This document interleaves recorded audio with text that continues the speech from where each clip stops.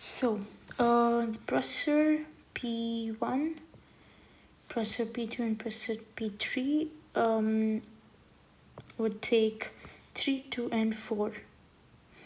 So processor, you can schedule the task C on P1 or P3. In this case, I'm taking P1 just because I wanted to take the P1. Okay, so how many units does it take? So it takes 3 units. So the C would be 3. Alright, so which is the highest next rank? Which is 8 here. So it belongs to A. So when are the processors ready? And does A depend on any other task above it? No. So you can just use the values from the table.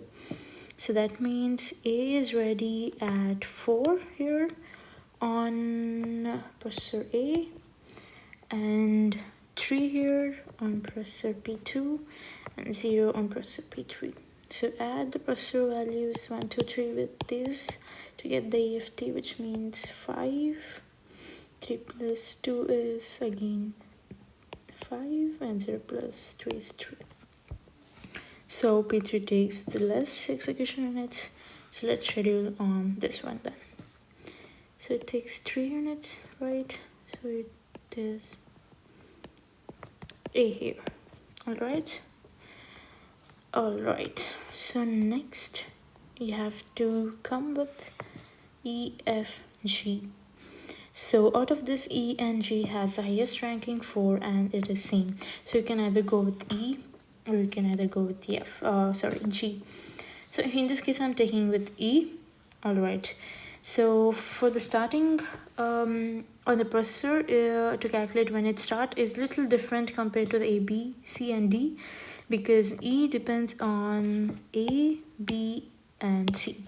So you need to take into consideration of the communication cost as well. Let's see how to do that. So for E,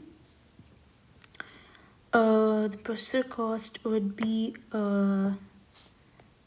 with respect to A only, because both B and C are happening on the same processor. So there is no need to calculate the communication costs.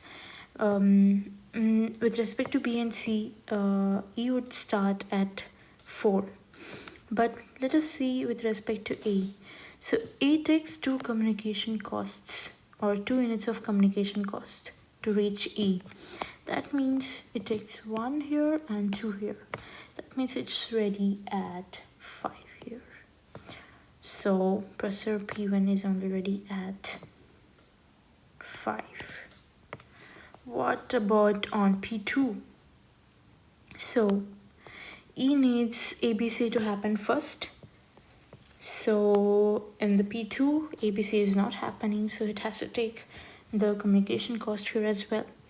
So A takes 2, that means here, and B would take 2, that means this one and this one, so it's ready at this point, and C would take 3.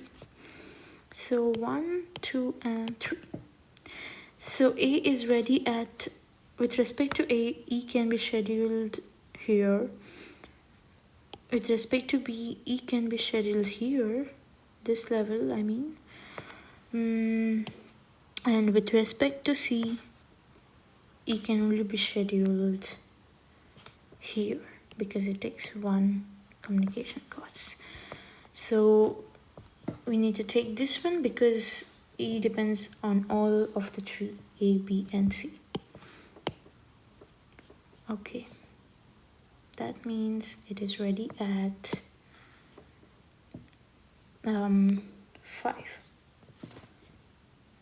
Sorry, how much is it again? 3. 1, 2 and 3. So it was ready at 7. I hope you got that. So A takes only 2 communication units, which would mean here and B takes 2, so basically it would be ready here, and C takes 3, 1, 2, and 3, so it will be ready somewhere here. That means 7. I wrote it back here. Let me erase this again. And with respect to P3, so A is already happening, so no need to take the communication cost into consideration. And you need to consider only with respect to B and C because they are on different processors. So with respect to B, it's 2, that means 1 and 2. And with respect to C, it is 3, that is 1, 2, 1, 2, and 3. So around this level. I'm sorry, around this level. Alright, so it's 7 again. I hope we got that. Oops.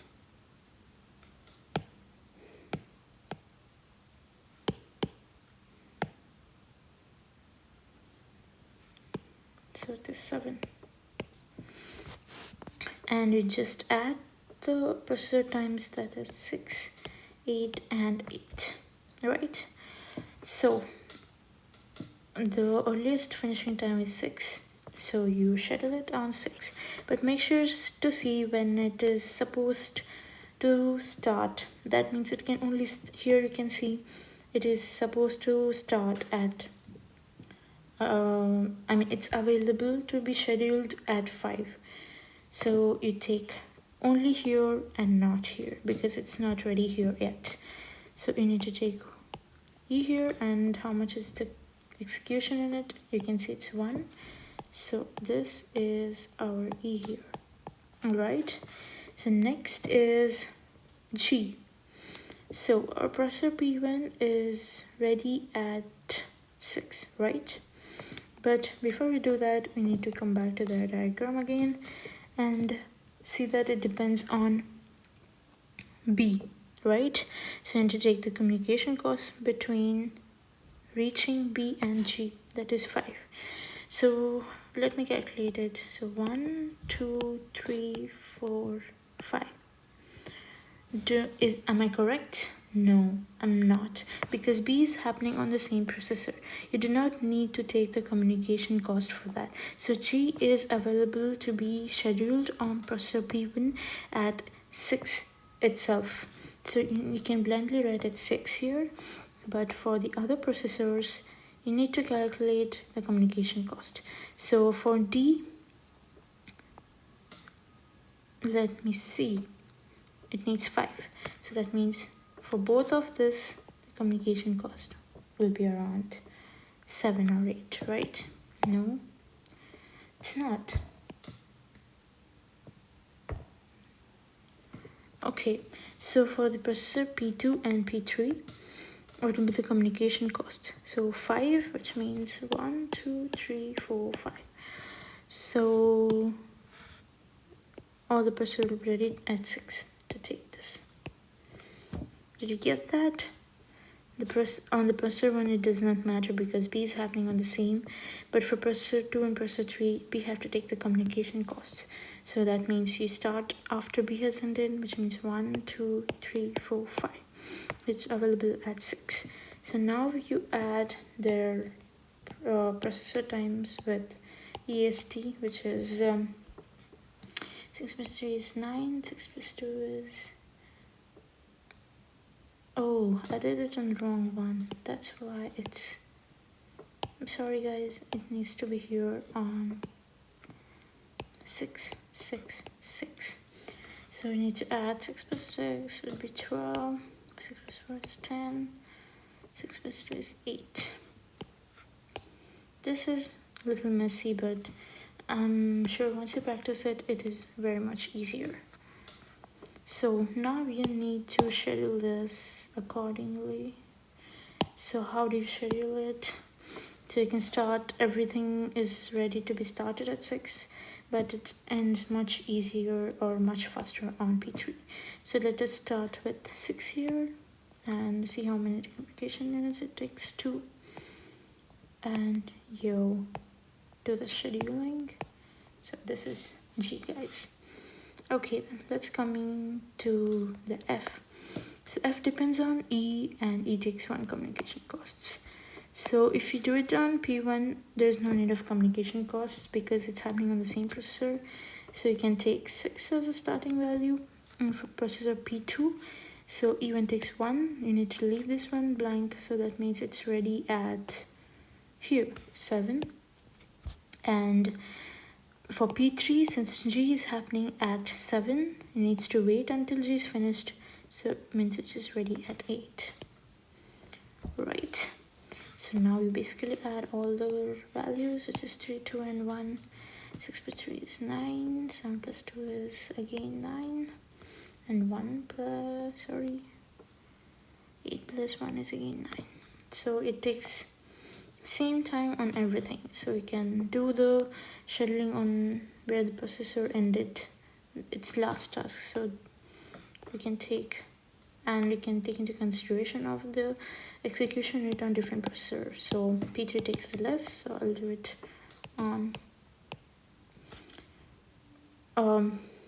P3. Yes. Okay, so this was how you solve a HEFT scheduling program. I hope you understood that. I mean, it's too much to take at one go, but once you try it, sometimes you'll definitely get the hang of it. Okay guys, I'll be doing one on PETS again. I'll be taking the same problem. Let me know if that would be